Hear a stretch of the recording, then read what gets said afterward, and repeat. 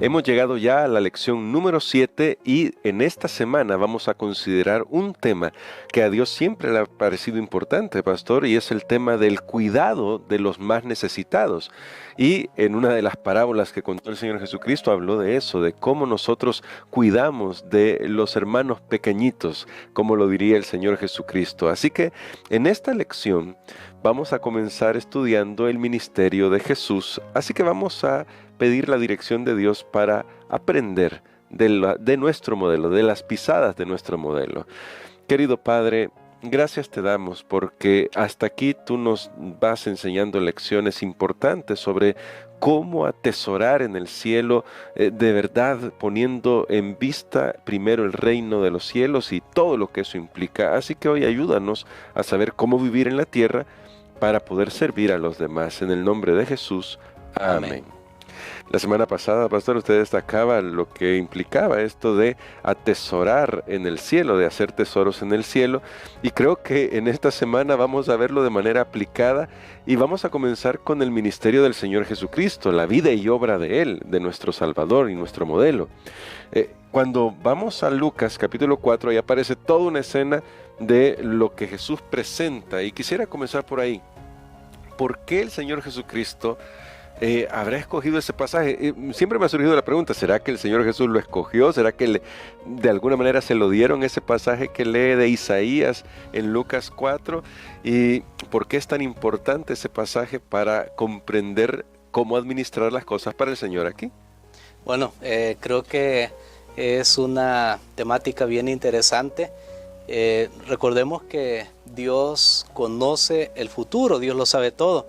Y hasta donde yo entiendo el texto, esa lectura le fue dada a Jesús. Y todo, hablemoslo desde el punto de vista así humano, todo coincide. Por supuesto, todo es parte de un plan, pero hablemoslo así comúnmente, todo coincide en que ese también era un pasaje que ahora estaba siendo una introducción para el ministerio de Jesús. De paso, tal como lo entendían los judíos, era un pasaje que se aplicaba directamente al Mesías. Yo creo que ellos sabían que ese pasaje se aplicaba al Mesías, solo que cuando nosotros vamos al libro de Isaías y comparamos el texto con lo que está escrito en Lucas, el capítulo 4, vemos que Jesús hizo una omisión en la parte final del texto. Yo creo que podemos leerlo porque eso nos va a dar grandes enseñanzas sobre la misión de Jesús y también cómo nosotros podemos interpretar la Biblia. Para mí esto va a ser una lección muy importante. Isaías capítulo número 61.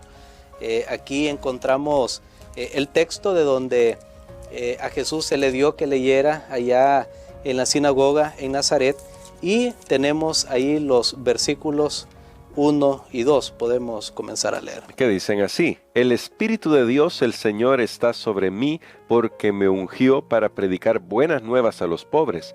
Me envió a vendar a los quebrantados de corazón, a publicar libertad a los cautivos y a los presos apertura de la cárcel, a proclamar el año de la buena voluntad del Señor y el día de venganza de nuestro Dios, a consolar a todos los enlutados. Muy bien, cuando nosotros vamos al libro de Lucas, el capítulo 4, esa última frase del versículo 2 de Isaías 61, Jesús no la dijo, que era y el día de la venganza de nuestro Dios.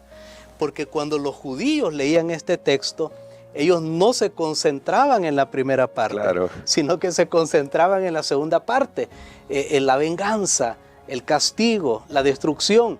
El Mesías vendría para destruir a los enemigos, aquellos que estaban pisoteando al pueblo de Israel.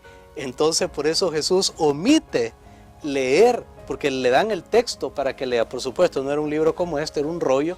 Le dan el rollo para que él lea, le dan este texto, pero él se detiene en donde dice a proclamar el año de la buena voluntad de Jehová. Punto. No continúa el día de venganza, porque él no había venido para destruir a las personas. Él había venido para salvar, no para condenar. Entonces aquí tenemos una gran lección.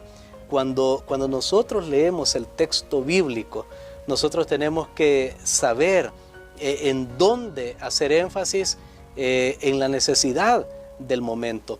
Por ejemplo, me llama la atención aquí también que la palabra para pobres que se usa, bueno, cuando le dieron a Jesús este texto para leer, y así como lo tenemos en el Nuevo Testamento, hace referencia a un pobre, no que tiene poco, porque una persona dice, bueno, yo soy pobre porque mi ropa no es cara, Claro. mi casa no es grande, entonces yo soy pobre. Pero la palabra que ahí se usa para pobre era una persona totalmente destituida. Era como que digamos una persona que está en la calle, que no tiene absolutamente nada.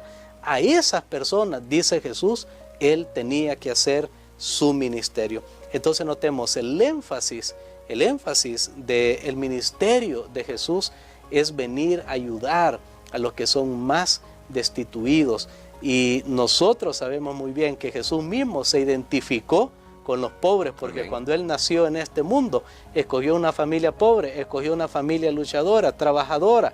No eran pobres extremos porque trabajaban, José tenía su trabajo, pero cuando llegó el momento del nacimiento de Jesús, no había un lugar para acomodarlo a Él. Y además de eso, Él no escogió un palacio. Jesús se identifica con los pobres. Amén. Y pastor, considerando eso, que Jesús se identifica con los pobres, ¿cómo también la acción del ministerio de Jesús iba en contra de la teología popular de ese entonces, que era el pobre es pobre porque está siendo castigado por Dios, algún pecado tiene, algo ha hecho que ha desagradado a Dios y por lo tanto está sumido en la miseria por eso?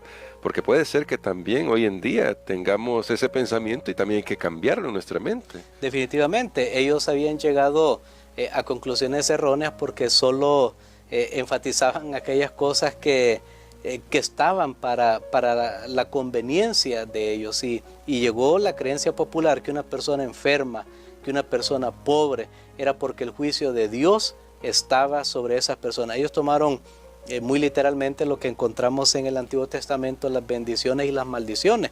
Entonces ellos automáticamente lo decían de esta manera: bueno, una persona que es pobre es porque está bajo la maldición de Dios, pero no necesariamente es así, no es así. Ahora, ¿por qué una persona puede ser pobre? Preguntémonos tal vez en este momento. Claro. Y decimos, hay varios niveles de pobreza, pero noten que Jesús, incluso cuando leyó el rollo de Isaías, estaba hablando del nivel más extremo de pobreza. Esto también puede ser aplicado espiritualmente.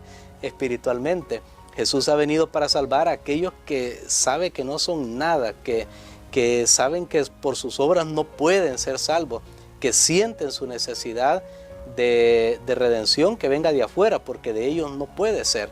Ahora, eso también se puede aplicar espiritualmente, pero ¿por qué una persona puede ser pobre? Bueno, hay muchas razones. Puede ser razón de enfermedad, puede ser una razón de abandono, puede ser un accidente. Puede ser que ya también la pobreza en un sentido se hereda, se nació en un ambiente donde no se favorece la educación, oportunidades, el trabajo, todas esas cosas. Sin embargo, Dios desea que aquellos que tienen más puedan ayudar a aquellos que tienen menos. Incluso Dios ha permitido en ese sentido, aunque Él, pues todas aquellas situaciones que realmente son desfavorables para una persona, no es que Él las envía, pero son parte, Sí. porque vivimos en un mundo pecaminoso. Pero Dios desea que aquellos que Él les ha dado sus bendiciones, podamos ayudar a aquel que tiene menos para vivir. Y entonces, pastor, ¿cómo podemos mantener en nuestra mente que el ministerio de Jesús nos ayude a aclarar nuestras prioridades religiosas? Porque hoy, detrás del manto de la religión, también podemos ocultar nuestro egoísmo, como lo hacían en el tiempo de Jesús. Por eso destacaba la pregunta anterior. Pero ¿cómo aclarar nuestras prioridades religiosas y hacer que esto de la administración de los bienes del Señor sea algo práctico en nuestra vida diaria? Bueno, el ministerio de Jesús estuvo enfocado en la gente, y allí donde estaba la necesidad de la gente. Ahora, hay algo bien interesante, y lo comprueban las estadísticas, que una persona que no tiene muchos recursos materiales es más susceptible para aceptar el Evangelio. Es algo bien interesante, y lo podemos ver en la mayoría de las congregaciones. y lo decía el apóstol Pablo, aquí no hay muchos nobles, decía él, aquí no somos de la realeza, para ponerlo ya en palabras más modernas. El apóstol decía, no, Dios nos llamó de cualquier lugar, aunque Pablo, por su educación y su familia, Saulo de Tarso, tal vez estuvo en otro nivel anteriormente, él mismo lo dice, pero la mayoría de las personas que a veces componen la iglesia son personas que no son muy afluentes, no tienen mucha cantidad de bienes materiales, y esa es una bendición. Yo le doy gracias a Dios. Esa es una bendición de la pobreza, porque sabes, si nosotros fuéramos de los ricos, de los millonarios de este mundo, quién sabe si estuviéramos siguiendo al Señor. No, nos costaría mucho, lo vamos a ver en una historia esta semana, así que demos gracias a nuestro Dios, no nos sintamos mal.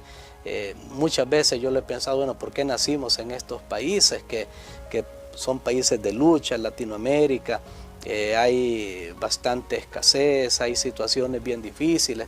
Bueno, pero en medio de todo esto hemos conocido al Señor, y damos gracias a Dios, hermano Gerson, de esas personas que siempre fueron generosas, de esas personas que compartieron, que dieron víveres, que ayudaron, que viendo la necesidad de alguien, llevaron algún bien material, y a la vez, a través de su ejemplo y de su palabra, ellos predicaron el amor de Cristo Jesús. Amén. Así que tenemos un gran desafío, mi hermano, mi hermana, de seguir el ejemplo de Jesús y ordenar nuestras prioridades.